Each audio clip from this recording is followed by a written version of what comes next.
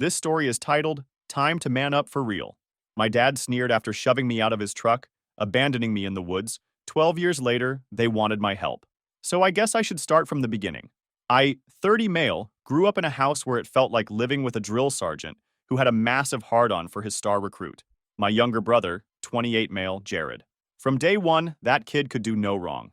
Dad treated him like he was God's gift to humanity, while I got the "you're a disappointment" special every damn day. My dad was the type of dude who thought yelling solved problems, and manning up was the solution to everything from a broken arm to depression. Mom wasn't much help either. She'd always take Jared's side and make excuses for him. Jared is just sensitive, or Jared needs extra support. Meanwhile, I couldn't even get a ride to school when it was pouring rain. Had to walk 2 miles in a thunderstorm once because Mom was busy driving Jared to his soccer practice. Got pneumonia after that, and Dad still called me weak for missing school. And Jared? That little shit knew exactly what he was doing. He'd wait until our parents weren't looking, then break my stuff and blame me for it. When I was 14, he deliberately erased my essay off the family computer the night before it was due. When I tried to explain what happened to my teacher, I got detention for making excuses. Another time, he stole the $120 I'd saved up from mowing lawns for weeks. When I found the empty box in his room and confronted him, he ran to Mom crying about how I'd gone through his stuff and accused him of stealing. Mom searched his room half-heartedly, but conveniently missed the new video game he'd bought with my money. The favoritism was so blatant, it was almost comical. My sister, 31 female Claire, saw what was happening. She was older than me and smart enough to stay under the radar. Sometimes she'd give me these looks across the dinner table when Dad was tearing into me about something stupid, like not mowing the lawn in perfect diagonal lines. She knew it was messed up, but TBH, I don't blame her for not stepping in. Dad had this way of making people regret standing up to him. Dad had this whole philosophy about raising real men, which basically meant treating me like crap while letting Jared coast through life. When I was 14, Dad made me rebuild our deck in the middle of summer while Jared got to play video games inside with the AC blasting.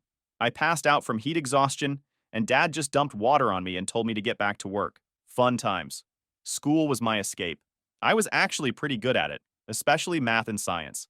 My teachers said I had potential, but Dad didn't give a crap about my grades. Only time he ever noticed my report card was when I got a C+. Gave me this whole lecture about how I was embarrassing the family name. Meanwhile, Jared was barely passing most subjects, but got praised for his B-. When I turned 18, things went from bad to worse. Dad dropped this bomb on me that I had to start paying rent, $600 a month, plus utilities and groceries. Meanwhile, Golden Boy Jared didn't have to pay a cent or lift a finger around the house. Dad said it was because Jared is focusing on his football scholarship, but I was busting my ass in school too. So there I was, trying to finish my senior year while working 2 jobs. Was pulling like 30 to 35 hours a week on top of classes. My grades took a hit. I was sleeping maybe 4 to 5 hours a night and started getting these killer migraines. Dad just said I was being weak and needed to toughen up. By graduation, I was basically a walking zombie. Lost like 20 pounds, dark circles under my eyes like I'd been punched in both of them. Mom would act concerned sometimes when Dad wasn't around, but never actually did anything to help.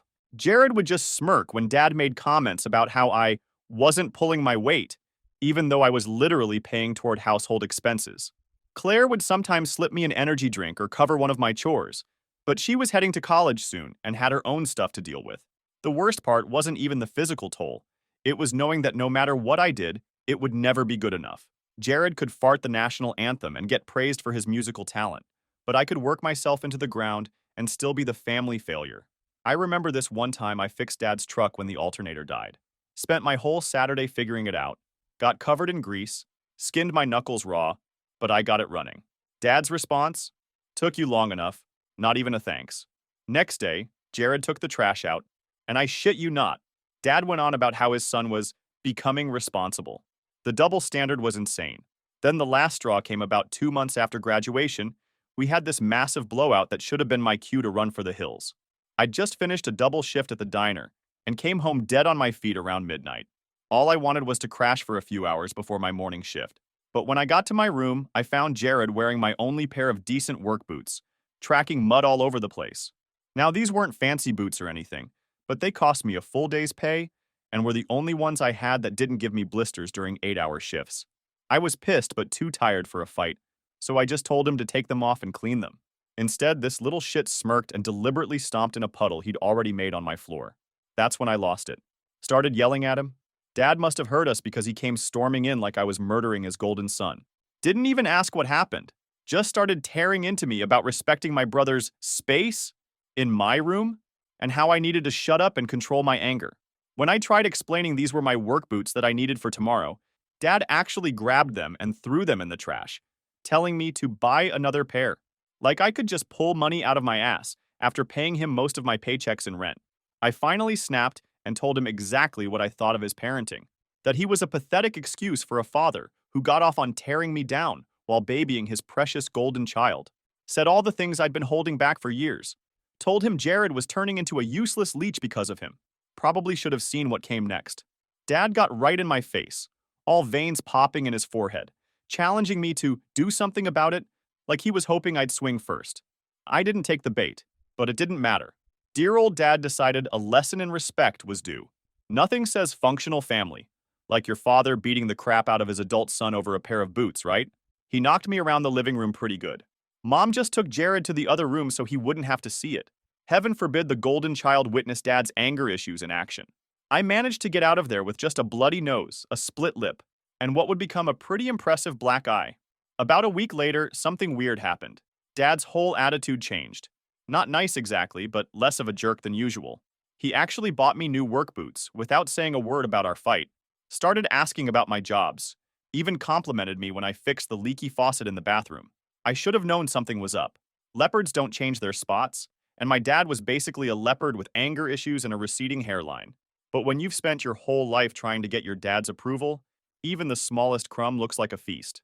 So I went along with it, thinking maybe getting my ass kicked had somehow been a turning point. Then, one Friday, he comes up with this whole plan for us to bond on a fishing trip. Just me and him, man to man. Said he realized I was working hard and wanted to reconnect before I moved on with my life. Gotta admit, part of me actually believed him. When you're raised by someone like that, there's always this dumb little voice hoping maybe this time will be different.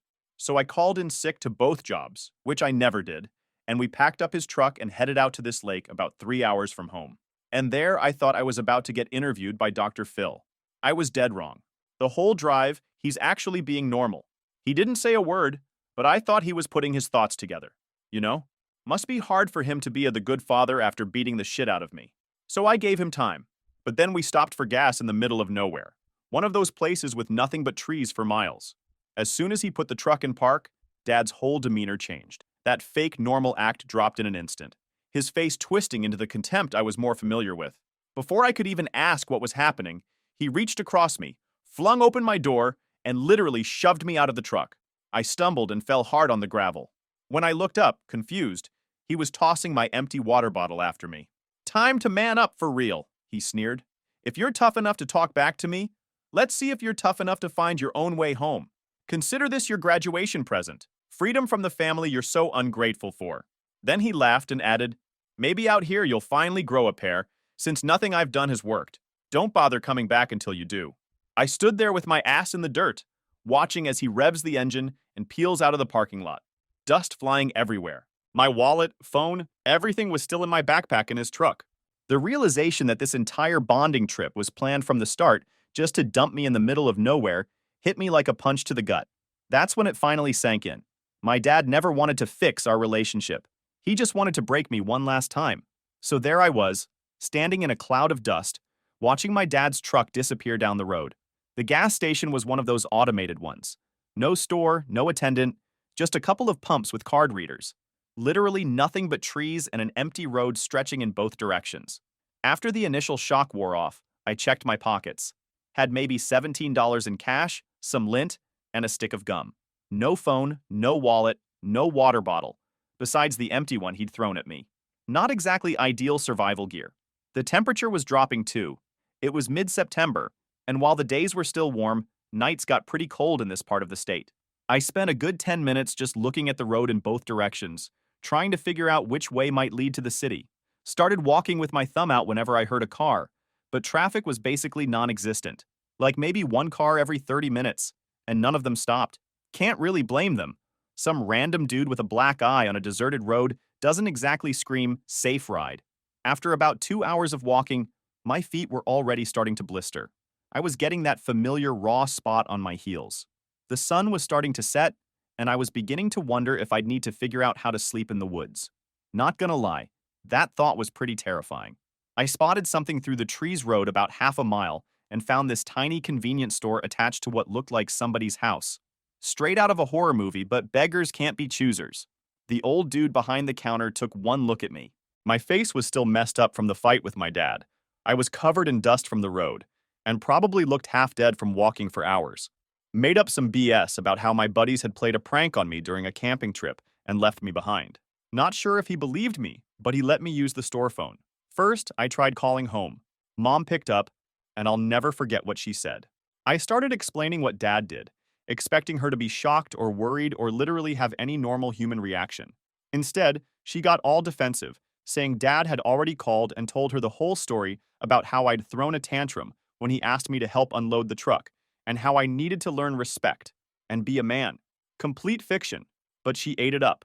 When I tried telling her the truth, she just said I needed to figure it out, and that I was old enough to handle myself. Then she actually hung up on me. That's when it really hit me. They were both totally fine with this. They had planned it together. I was never the son they wanted, so they were literally throwing me away. The store owner was giving me this look of pity, but I had to keep it together. I was about to call Claire, but I knew she couldn't do much, and I didn't want to put her in the middle of this mess. So I called the only person I knew would actually help, my Uncle Jack, my dad's brother. They hadn't spoken in years because Uncle Jack always called Dad out on his BS parenting style. Uncle Jack had tried to stay in touch with me, but Dad always made it difficult. Still had his number memorized, though. He picked up on the third ring, and I just laid it all out. Where I was, what happened, everything. There was this long pause, then he just said, "Stay where you are. I'll be there soon." The store owner let me hang out until Uncle Jack showed up. Even gave me a Gatorade and a sandwich on the house. When Uncle Jack's beat-up Ford finally pulled into the parking lot, it was almost midnight. He took one look at me and didn't say a word, just gave me this brief nod and opened the passenger door. The drive back was mostly quiet. He asked if I needed medical attention. I said no. He asked if I wanted to talk about it. I said not yet. And that was it. No pressure, no interrogation. It was the most comfortable silence I'd ever experienced. About halfway back, I finally asked the question that had been bouncing around my head all day. Did you know? That my dad was like this, I mean. Always knew he was an ass? Didn't know he'd go this far.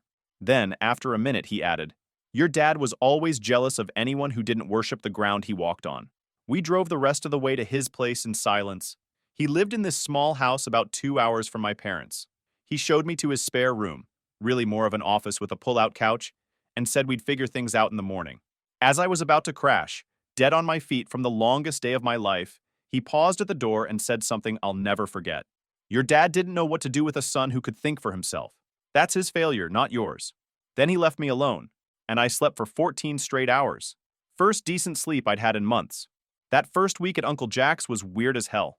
I kept hoping my phone would ring with my mom calling to check if I was okay. It never did.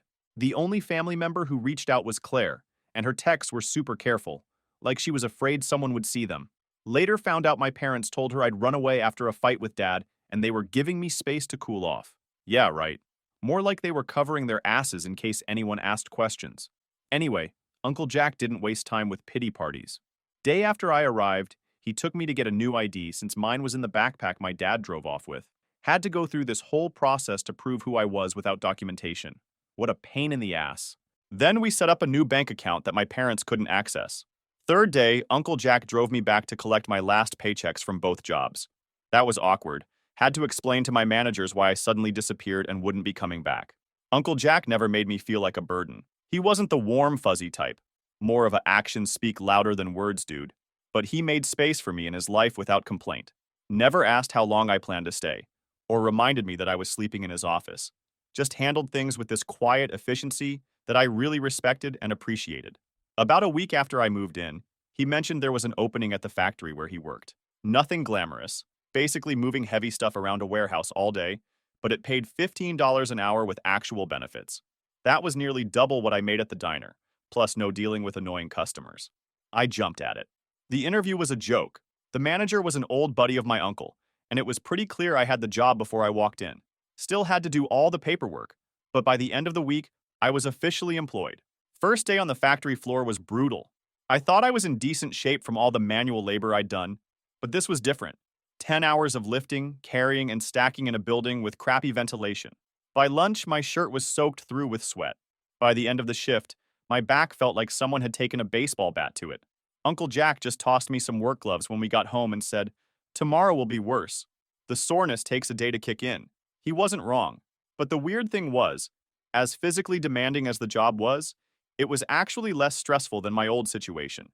The older guys at the factory didn't treat me like crap. If they saw me struggling with something, they'd jump in and show me a better technique instead of calling me stupid or weak.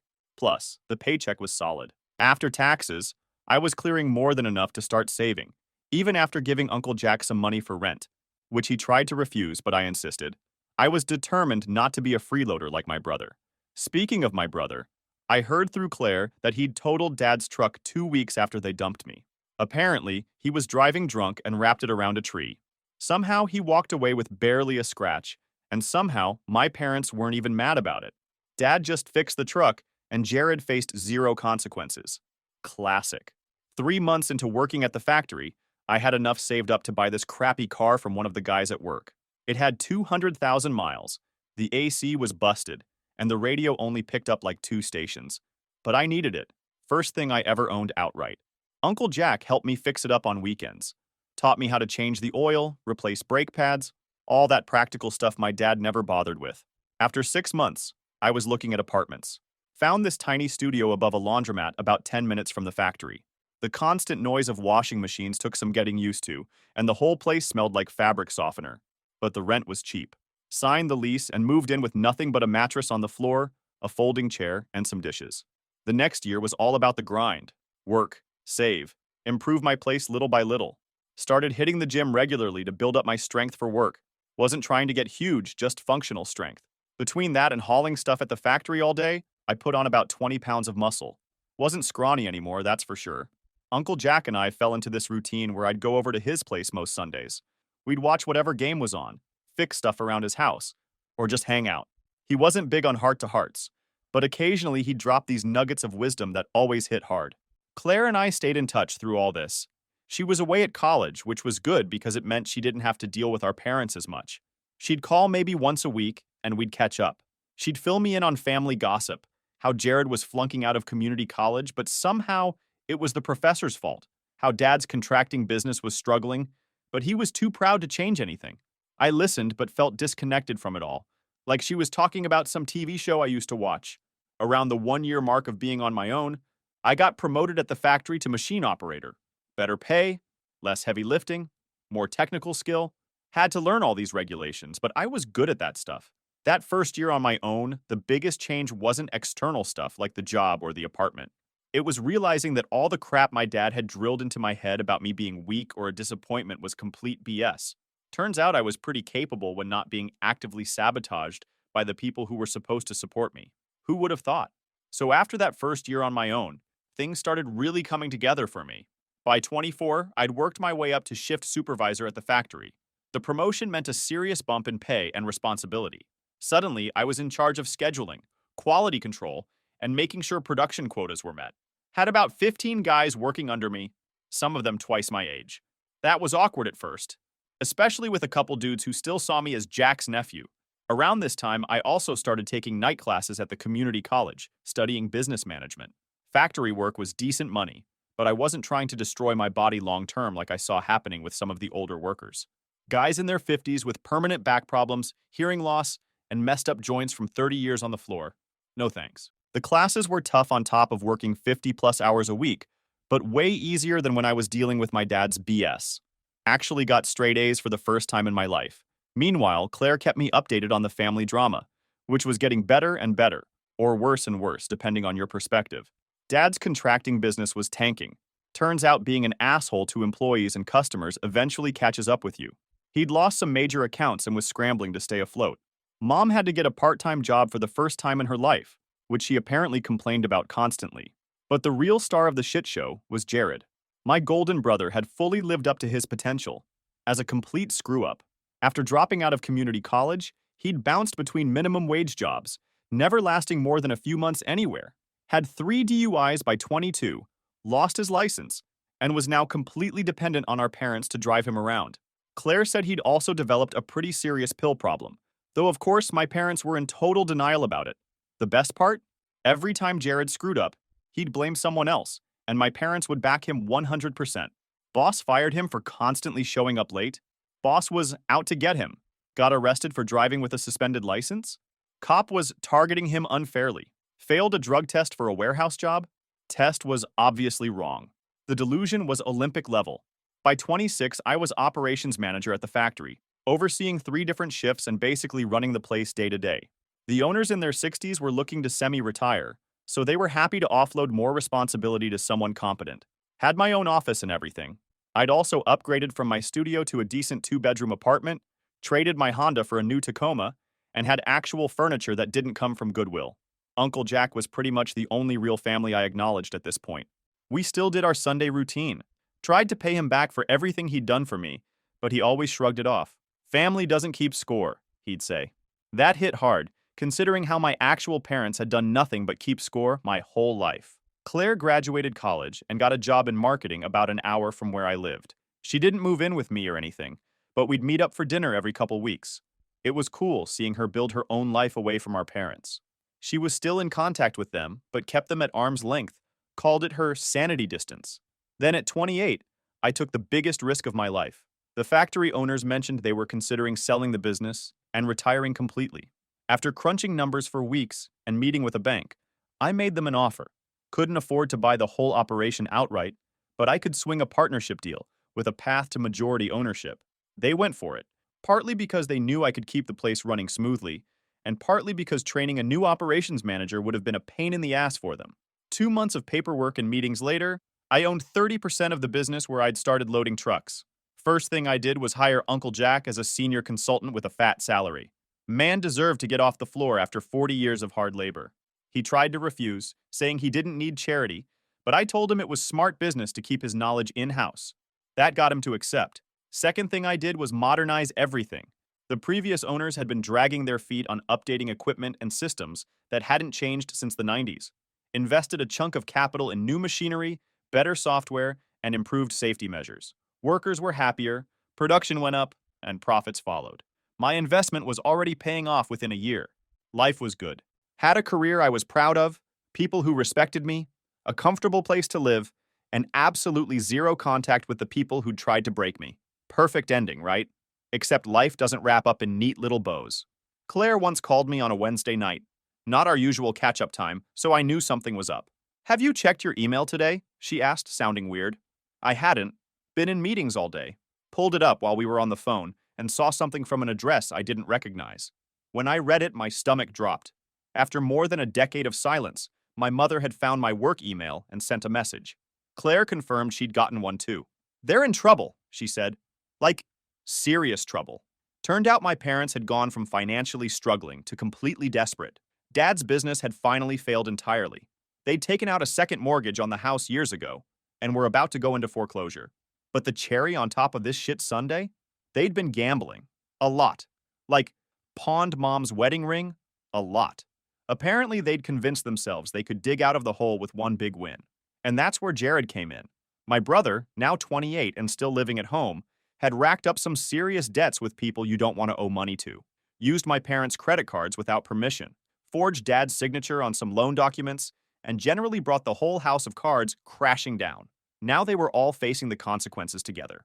The email was what you'd expect. Vague mentions of family emergencies and difficult times without any actual accountability. Not a single, "We're sorry for abandoning you."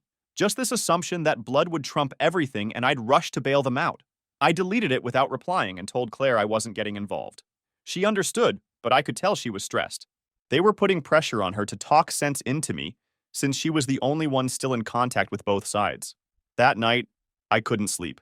Not because I felt guilty, I didn't owe them a damn thing, but because I kept thinking how predictable this all was.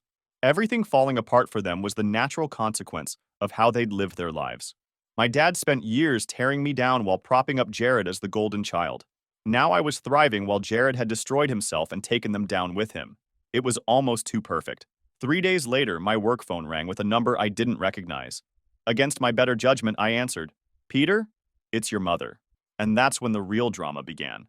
For a second, I just sat there in my office chair. Hadn't heard her voice in over a decade. It sounded older, tired, but still had that same tone she'd always used when she wanted something. This fake sweet thing that made my skin crawl. How did you get this number? I finally asked. She ignored the question completely. Just launched into this whole speech about how they were going through a rough time and needed to put the past behind us because family has to stick together. Classic manipulation tactics, trying to skip right over the part where they tossed me in the woods and pretended I didn't exist for 12 years. I let her talk, not saying a word, partly because I was still processing that this was actually happening, and because I knew it would drive her crazy. My mom always hated silence. After about 2 minutes of her rant, she finally got to the point. They needed money. A lot of it. The house was going into foreclosure in 3 weeks, Dad's business was bankrupt, and Jared had made some poor decisions that had financial consequences. I almost laughed. When's the last time you called me, Mom? To check if I was okay? Or maybe to see if I was alive? She got defensive immediately.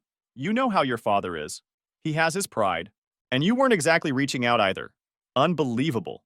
I was the one who needed to reach out? After they abandoned me? The twisted logic they had. How much? I asked, just to see what they thought I was worth. We need $150,000 to clear everything up, she said, like she was asking to borrow 20 bucks. We can work out a payment plan, of course. Yeah, right. Like they'd ever pay back a dime? I told her I'd think about it and hung up. Then I called Claire.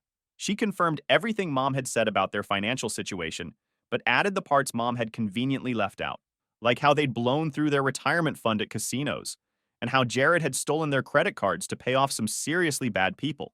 The situation was even worse than Mom had made it sound.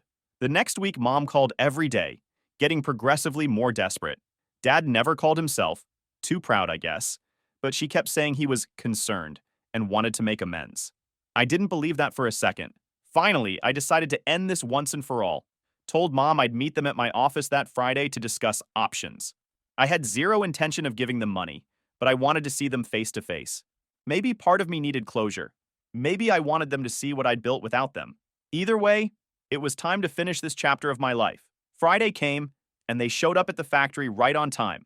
I watched them through my office window as they pulled up in a beat-up old Buick. Dad had lost weight, had this defeated slump to his shoulders that I'd never seen before. Mom's hair had gone completely gray. Had my assistant bring them to my office. The look on their faces when they saw me sitting behind that big desk in my own office was almost worth all the shit they'd put me through. Dad's eyes darted around, taking in the awards on the wall, the view from the window, all the signs that I'd done pretty damn well without him. Mom was doing that fake smile thing, probably already calculating how much she could squeeze out of me. Peter, you look good, she started, all sugary. We've thought about you so often. I didn't bother with small talk. Let's get to the point. You need $150,000 or you lose the house. Jared screwed up again, and you're out of options. That about cover it? Dad finally spoke. The economy hit my business hard. We made some investments that didn't pay off. Couldn't even admit they'd gambled it all away.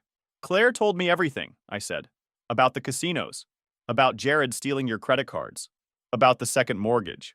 That shut them up for a second. Mom recovered first. Everyone makes mistakes. But we're family. Family helps each other through tough times. Funny how I wasn't family when you left me stranded in the middle of nowhere with nothing but the clothes on my back, or when Dad beat the shit out of me over a pair of work boots, or when you hung up on me when I called for help. Dad's face got red. That was different. You needed to learn to be a man. And what did Jared need to learn when you bailed him out after every DUI? After he stole from you? After he totaled your truck? No answer to that. Just uncomfortable shifting in their chairs. All right, I said calmly. You need $150,000 to get the house back, right? Fine. I'll give you $250,000. $150,000 to save the house, another $100,000 for your retirement. They looked shocked. Then my mother smiled. Peter, I knew you still cared about us. However, I continued, I have one condition. I will abandon you in the woods. If you can find your way out within 3 days, I'll give you the money. Dead silence. Then my father slammed his hand on the desk. You ungrateful little bastard. This is how you treat your parents? I shrugged. Your choice. No one's forcing you. I called security to escort them out. Dad actually stood up, face purple with rage. You ungrateful little shit. After everything we did for you, everything you did for me? I cut him off. You mean like charging me rent at 18 while Jared lived free? Or abandoning me in the woods? Or telling mom to hang up when I called for help? That's everything? Mom tried a different approach, all tears and manipulation. Peter, please. We're about to be homeless. Jared is in real trouble with dangerous people. I shrugged. Your choice. No one's forcing you. I called security to escort them out.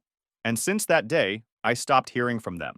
After they left, I sat in my office for a long time, just processing. Thought I might feel bad or conflicted, but I didn't. Just felt done. Like I'd finally closed a chapter that had been hanging open for too long. Called Claire that night to give her the rundown. She wasn't surprised either.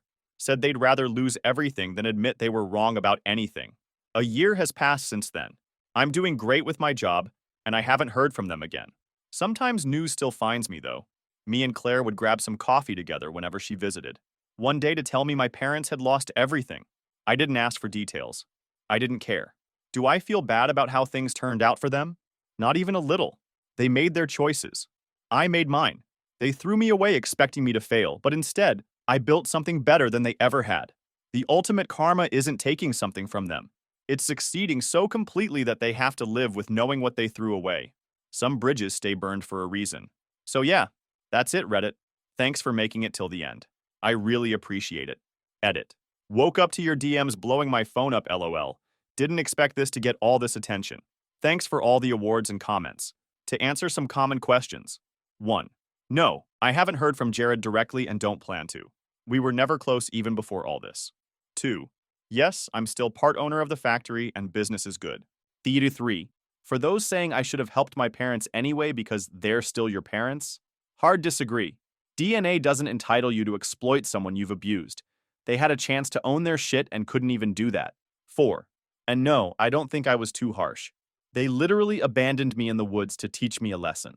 Karma's a bitch.